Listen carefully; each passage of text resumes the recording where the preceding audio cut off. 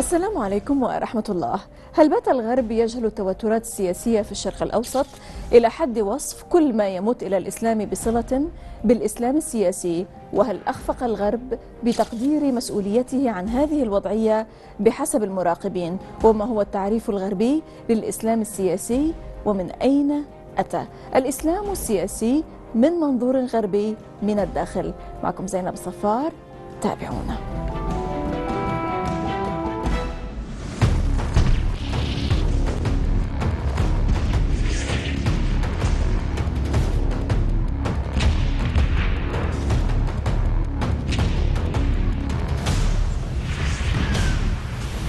العنف الطائفي يجتاح العالم اليوم، هو بحسب المراقبين وليد الغزو والاحتلال الأمريكي والغربي الكارثي للعراق، وها هو ينتشر في كل الأقطار.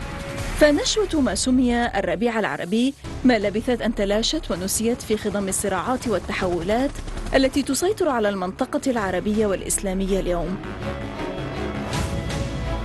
رئيس تحرير الPalestineChronicle.com رمزي بارود في مقالة له عنوانها الحرب الطائفية تستحق الاهتمام، إعادة رسم منطقة الشرق الأوسط مرة أخرى، يرى أن لا أحد يستطيع أن يتكهن ما شكل الأيام المقبلة واحتمالاتها الواسعة، بيد أن الصورة المأساوية ربما تلوح في الأفق.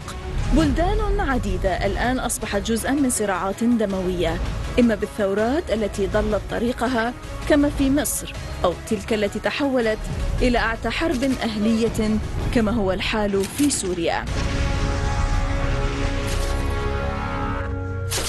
مصطلحات جديدة طفت على السطح ورافقت يداً بيد كل هذه التحولات من حولنا.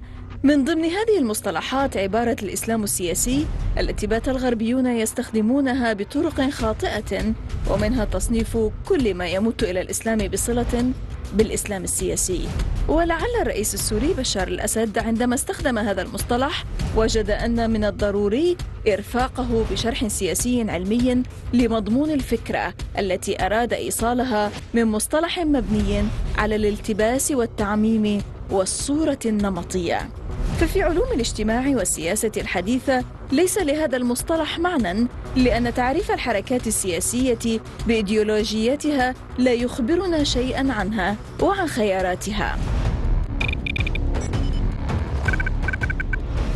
الضابط السابق في الاستخبارات البريطانية MI6 ووسيط الاتحاد الأوروبي الأسبق، والخبير في الحركات الإسلامية ومن أبرز خبراء ما يعرف بالدبلوماسية الموازية التي تلجأ إليها الاستخبارات البريطانية في الأحوال التي تستحيل فيها الاتصالات الرسمية بين أطراف النزاع، السيد إليستر كروك، كيف يرى التعريف الغربي للإسلام السياسي، ولماذا أصبح رائجاً اليوم، وما سر تحدث بعض المراقبين عن أفول نجم الإسلام السياسي إثر سقوط الإخوان في مصر، وما مدى دقة هذه المزاعم.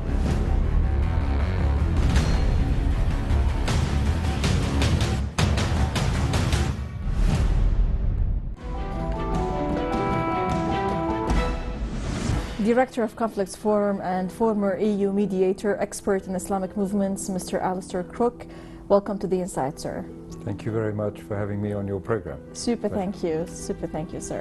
Well, sir, in the wake of the 9/11 attacks and after the so-called Arab Spring, or in the wake also of the so-called Arab Spring, a new term forcefully surfaced, that of political Islam. And according to many observers, it's an American or perhaps a Western-made term. What is the frame of this term? How does the West define political Islam?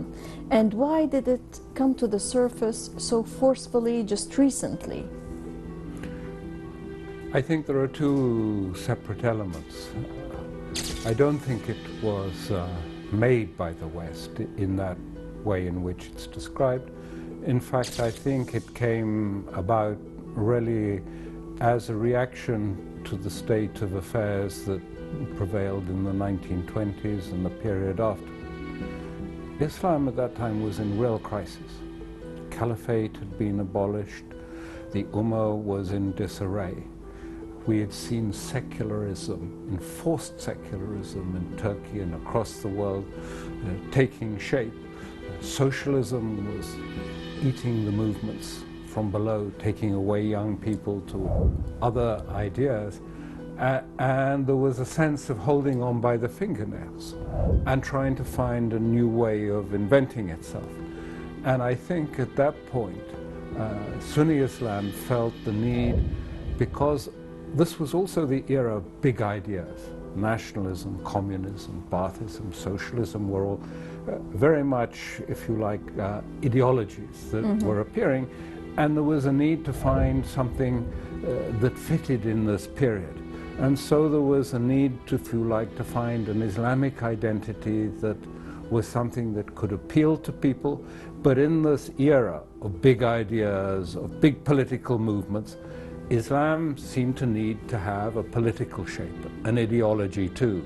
And I think this was the search that started with the founding of the Ikhwan, right back at that time, to find an answer. And it was also partly the form it took, I think, was also partly a reaction to the destruction of the externalized institutional structure of Islam, and also to a certain extent to Sufism, a reaction to that and to the institutions like Al-Azhar. And we followed a pattern which was a very externalized Islam that was looking for an ideology. The ideology came a little later, perhaps, but it was, I think, very much in reaction to that. It was a terrible period. But sir, in your opinion, why just recently? I mean, we read a lot and we hear a lot about political Islam. Why did it gain all this momentum just now? Well, there are, people argue. Is it just referred to the Muslim Brotherhood, to the Ikhwan? Are they, the vanguard or the people who are referred to as political Islam? No, I think it's very clear. I mean, Islam is a way of living. It entails values. It entails the pursuit of justice, of social justice. All these things are political things too. Justice is something that is not just something that you keep inside yourself and you decide something that is just or unjust. It has to be embedded in society. The values need to be embedded in society. It's not sufficient simply to contain themselves within, to contain them, if you like, as a personal point of view or a personal idea, because society is the sum of the people that make it up. And if you have only one or two people operating to a certain set of values, then the other values will prevail. There needs to be, if you like, a consensus of values that can lift a society, a community up. It was, in fact, really, in a sense, an inversion of Western individualism. It was going back to the sense that actually it's not the welfare of the individual that is paramount, it is the welfare of the community, of society as a whole, that is important. And that's political, of course, once you start talking in those terms. But according to some commentators, the term political Islam is misleading. Yes, that's fair. I mean, because Islam, as I say, is a complete way of life, and a complete way of life for a society. But we don't have really good terms for these, and we shouldn't just get stuck in saying, well, this is the wrong term. I think we all know these terms. I mean, just like Salafism today is not the right term for what we understood by Salafism 10 years ago, was a completely different form of, if you like, orientation than the orientation that we see today. But we still use the same term, even though it's rather misleading. So I think one needs to get away from that and say it was an attempt to create not only a form of individual values, but to create a society and a community that reflected some different values to those that were prevalent in the Western liberal society. And they turned upside down the economic structure as well as individualism for society. Let's be here more specific. What's your assessment, first, of the political, and second, of the intellectual and ethical roles of the various trends of political Islam? Where are they today, or what has happened? Yes, your assessment. Well, I think that what has happened during this period and the forces that drove them, first of all, produced very much, because this was the time and this was the era, as I say, of big ideas.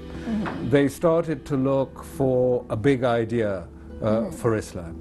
And I think they found this, particularly in Sunni Islam, in terms of the Salaf, in terms of the pious forefathers and ancestors. And this seemed to give something that was missing in Islam, which was ideas of social contract and consent of the people and all of that. But it was highly contrived at the time, because we all know, there of course was the first early communities, but they were not always quite as they were presented in the model. It was a period of assassinations and tensions in the early Islamic community too. But this form of taking it in this direction produced a very ideological, very externalized. So it became very much a process, an Islam of externalities, and moved further and further away from the historic discourse of Islam, which was about the transformation of the human being through knowledge. That unless you actualized the knowledge of Tawheed, you are not a Muslim. You could know the Quran, you could know the Sharia, but you were not a Muslim unless you had actualized this knowledge within yourself. Now we are told social activism, political activism, external forces, these are the source of religiosity. Knowledge is not being mentioned, not the knowledge that someone like Ghazali would have understood. Allow us here to move to two types of different opinions. First, French author and researcher François Bourgat, in his recent book, Islamism in the Shadow of Al-Qaeda, he said, quote, "The West misunderstands Middle Eastern political tensions by labeling everything Muslim as political Islam and failing to understand its own contribution to the situation." Oh, I totally agree, and I was saying very much the same thing some 30 years ago in Afghanistan, that I complained bitterly to the Americans and others that we lumped movements that were and orientations that were quite different under this label political Islam.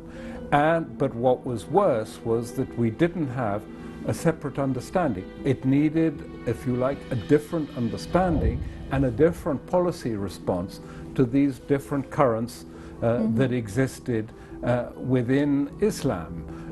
And I'm only calling it political Islam in the sense it was the idea of a community rather than of simply academic Islam being studied by a scholar in the form of an individual way.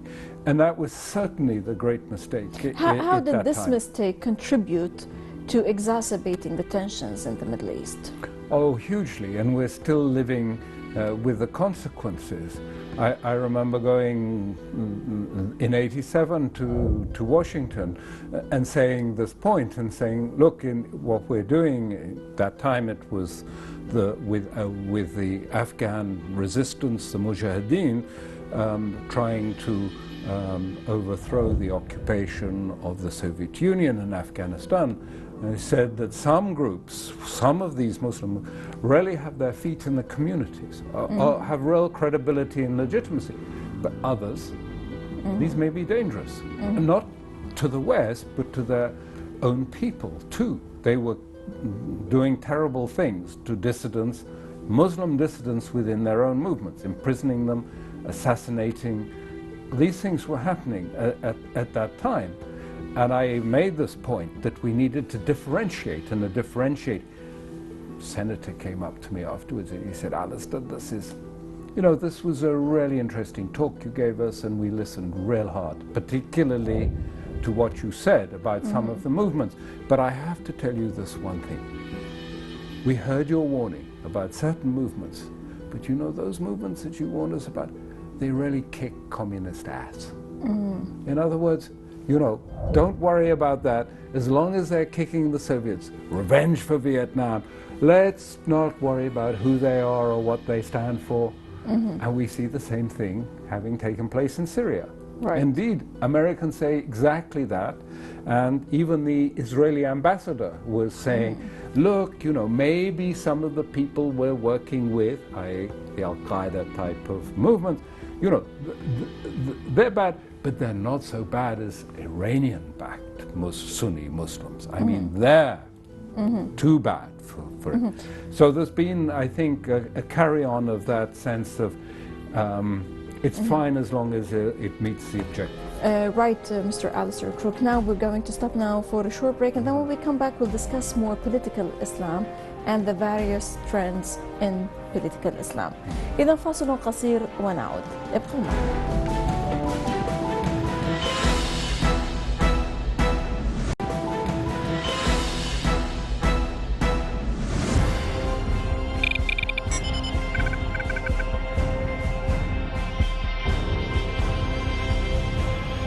كيف يفسر الخبير في الحركات الإسلامية ومدير منتدى النزاعات اليستر كروك رأي النقاد الغربيين الذي يقول إن القاعدة تستوحي من السياسة أكثر مما تستوحي من الولاء الديني العميق، وإن تطرف الغرب وإفراطه في تبسيط الأمور قد أديا بلا شك إلى ردود فعل عنيفة من جانب الإسلاميين المتطرفين.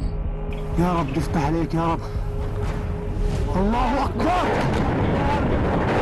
بعد هذه الأيام بإذن الله سبحانه وتعالى لا نرضى بغير الله ودين الله وسنة نبيه محمد بن عبد الله.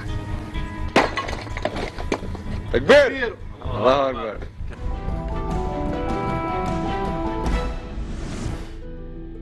I think ultimately Al-Qaeda and the many movements and groups that are linked to them really are focused on an idea, and it's an idea that came out of Afghanistan, which was essentially that the region had been left with no social contracts between governors and the people. The Sykes-Picot was divided up to suit the colonial powers, never produced a real understanding between the people and the governance, except through authoritarian enforcement and security forces, and oppression was the only way to keep the Sykes-Picot structure in line. And they realized after Afghanistan, or they believed from Afghanistan, that actually by prodding at these Western superpowers, by poking at them and exposing their weaknesses and taking it, they were not so strong, and that they could implode.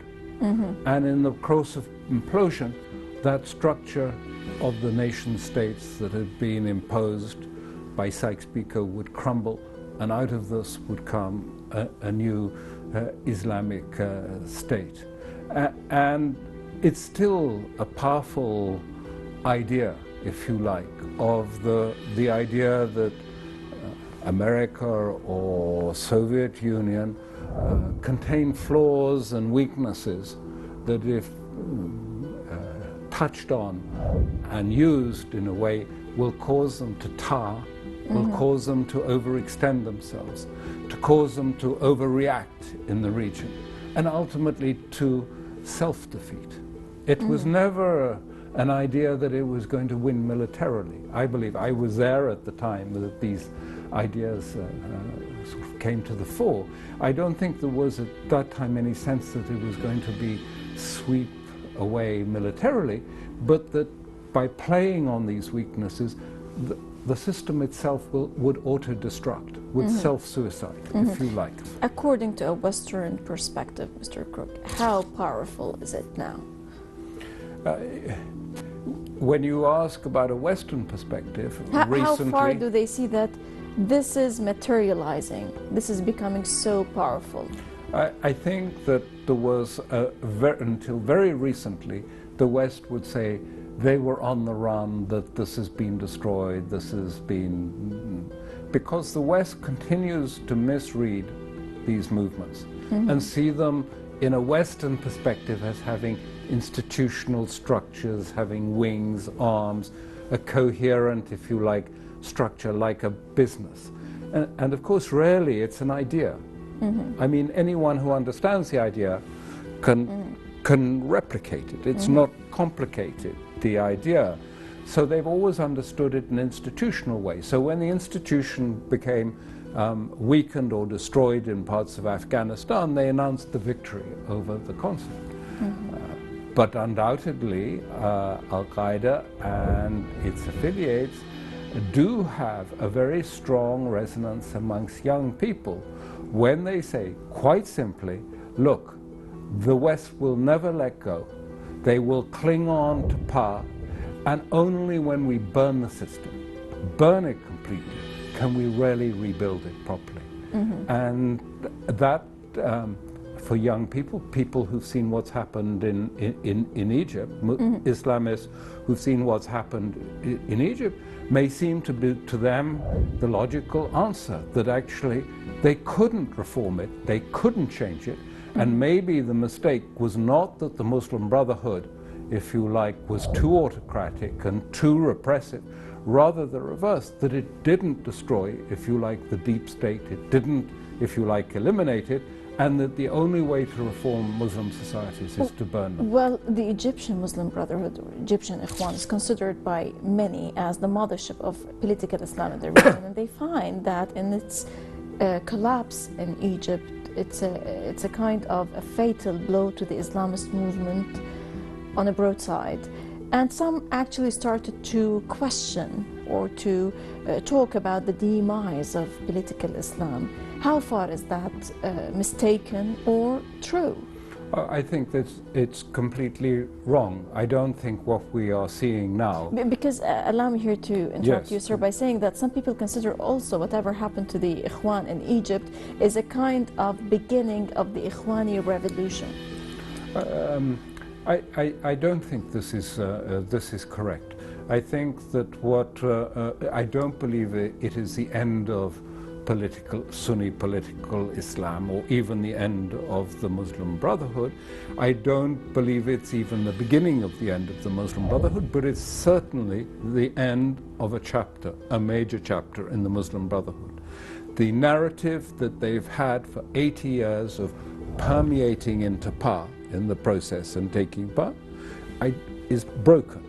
I think most of them recognize you can't go back to that narrative. No one will believe after as the Muslim Brotherhood perceive it, and correctly, they won the 3 elections, they came to power legitimately in the process, and then they were removed in a coup d'etat and taken away from power.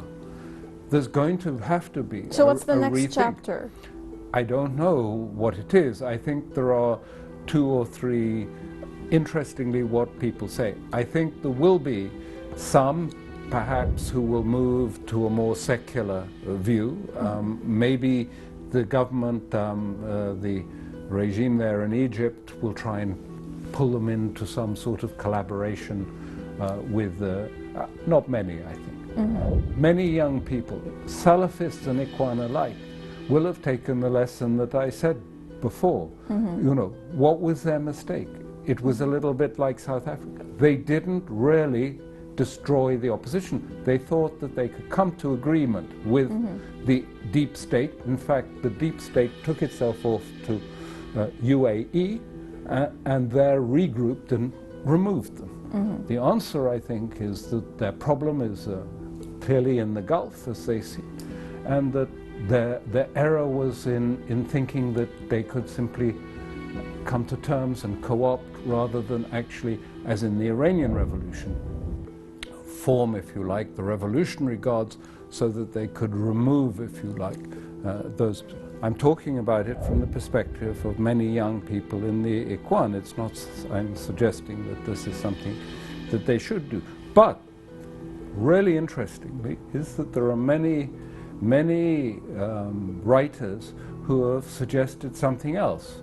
They look at this passage of the Muslim Brotherhood over this period towards Western-style utopianism and increasingly material exterior presentation, and say it's failed. And actually what we're going to see will be, if So you what like, would be a the move course back, of Sunni course- Islam after what happened in Egypt? A course back, they're suggesting, towards some sort of balance between interiority and externality. Interiority in terms, if you like, a transformation of human beings through knowledge rather than, if you like, in street activism and on the ground. I don't think they are heading back into Sufism as such, but going back into a sort of sense of, you know, was this materialist, very externalized Islam the right direction to go? It was very different, for example, from the Iranian Revolution, where throughout the Iranian Revolution, the Imam, of course there was an external aspect, but there was also always a metaphysical. There was a metaphysical idea of the problems that society faced, not just one of economics and social problems, but a metaphysical understanding that went back to the archetypal narratives of injustice and justice. And that also then provided solutions that were not just simply socio-economic solutions, but solutions that provided a future vision and an understanding which was different from the purely worldly material plane. And maybe we will see Sunni Islam not following the Iranian model, I'm not suggesting that, but moving also away from a very externalized type of Islam to one that is looking, if you like, regressing back to the early examples, discourse of Islam, more with, if you like, an interior understanding and a transformation of society in terms of a full transformation of values, transformation of consciousness of the human being. Right, Director of Conflicts Forum and former EU mediator, expert in Islamic movements, Mr. Alistair Crook. Many thanks indeed for joining us. Thank you very much. You're most welcome, sir. Thank you. إذا لقاء جديد في الأسبوع المقبل مع ضيف جديد وقضية جديدة ودائما من الداخل. للمزيد من التواصل بريدنا theinside@almayadeen.net. من كل فريق عمل من الداخل من كل الميادين. السلام عليكم ورحمة الله.